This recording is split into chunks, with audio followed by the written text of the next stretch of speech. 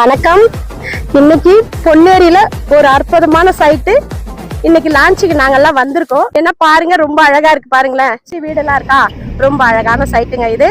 நாங்க போட்டிருக்கோம் பொன்னேரியில தொடர்ந்து ஏன் சைட் போட்டுக்கிறோம்னா, மகேந்திரா வேல் சிட்டிங்க வந்திருக்கு, வேலம்மாள் காலேஜ் இருக்கு, வேலம்மாள் ஸ்கூல் இருக்கு, இங்க வந்து ஸ்ரீதேரிங் காலேஜ் இருக்குது, பஸ் ஸ்டாண்டு, பஸ் டிப்போ பாக்குறதுக்கு நீங்க பார்க்கும்போது வரும்போதே பார்த்தா ரொம்ப அழகா இருக்கும். நாங்க நீங்க சொல்லுவீங்க, ஓ சூப்பரா இருக்கு இந்த இடம், ரொம்ப நல்ல இடம் இது, ரொம்ப அழகான இடம் அப்படின்னு நீங்க சொல்லுவீங்க.